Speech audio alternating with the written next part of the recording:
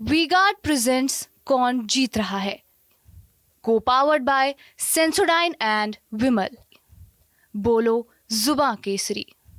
पंजाब में कल 13 सीटों के ऊपर जो लोकसभा चुनाव के नतीजे आने हैं और पूरे देश में हुए लोकसभा चुनाव के नतीजे कल आने वाले हैं।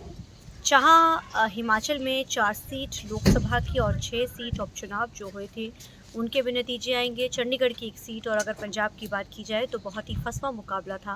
13 सीटों के ऊपर कल नतीजे आएंगे।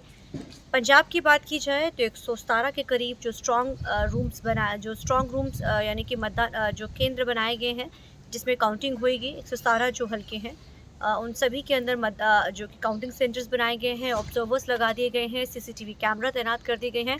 पूरी निगरानी के तहत जो है कल चुनाव के नतीजे जो हैं वो सुबह 8 बजे काउंटिंग शुरू हो जाएगी और तकरीबन 11 बजे तक रुझान आने जो है वो शुरू हो जाएंगे।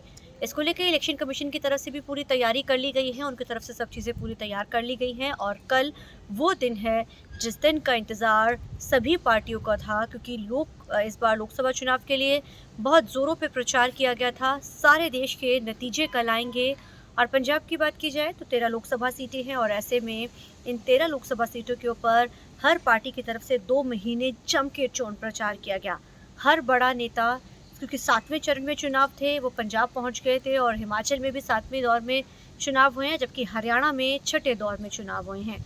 अब ऐसे में कल नतीजे आने हैं। अब देखना बड़ा अहम रहेगा कि कल जो नतीजे आएंगे वो किस पार्टी को पंजाब के लोगों ने फतवा दिया है। हरियाणा में क्या एक बार फिर से जो है पुरानी पार्टी रिपीट करती है या इस बार सीटों का अदल बदल होता है।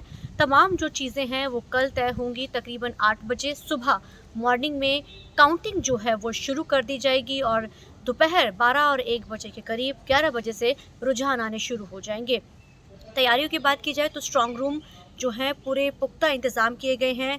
जो काउंटिंग सेंटर्स बनाए गए हैं, पंजाब में 117 काउंटिंग सेंटर्स बनाए गए हैं, हरियाणा में भी अलग अलग काउंटिंग सेंटर्स बनाए गए हैं और हिमाचल में भी, और चंडीगढ़ की 1 सीट के लिए भी। अब देखना बड़ा अहम रहेगा कि यहाँ हरियाणा, पंजाब, हिमाचल खासतौर पे किसको लोगों ने फतवा दिया है। कैमरामैन अलजिंदर के साथ चंडीगढ़ से TV9 के लिए अमनप्रीत कौर। पोस्टल बैलेट की जो स्कीम है उसका रूल है 54A which was introduced in 1964 in the act. उस समय में बहुत सारे पोस्टल बैलेट्स नहीं थे। उस समय में सीनियर सिटीजन्स नहीं थे, PWDs नहीं थे, ETPBS भी उस तरीके का नहीं था। तो धीरे धीरे संख्या बढ़ रही है और for an inclusive election it is necessary that we extend this facility. जैसे पिछली बार आप ही ने कहा था कि आप लोगों को ये फैसिलिटी नहीं है, हमने जाके एनेबल की। सबको मिलनी चाहिए, एसेंशियल सर्विसेज वालों को मिलनी चाहिए। लोग कहते हैं हमसे हमें वोट देने का अधिकार क्यों नहीं, नर्सेज, डॉक्टर्स, बहुत जगह से बात आती है। हम वी आर ट्राइंग, हमने तो रिमोट वोटिंग में जो लोग घर से बाहर चले गए उन तक के लिए प्रयास करने की कोशिश की थी, जो अभी समय नहीं आया।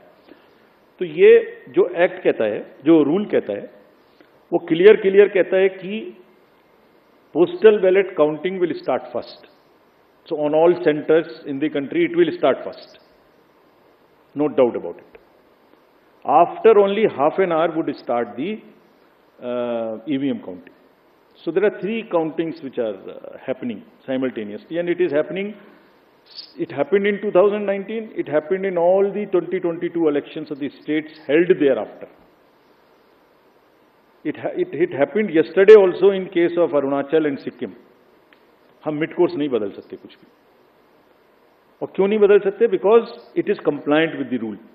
क्या कहता है कि तीनों स्टार्ट होंगी और उसके बाद निर्विरोध तरीके से लास्ट तक कंटिन्यू करेंगी। पोस्टल की तरह चलेगा, ईवीएम की तरह के चलेगी। जैसे ईवीएम खत्म होगा वैसे ही 5 वीवीपैट की पर्ची का गिनना शुरू हो जाएगा। और आप लोगों की जनरल जानकारी के लिए almost majority of the booths में पोस्टल बैलेट की संख्या कम है, तो वो वैसे ही ऑटोमेटिक पहले खत्म हो जाएगा। It will continue like this.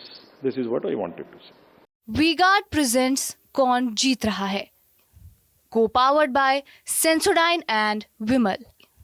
बोलो जुबां केसरी।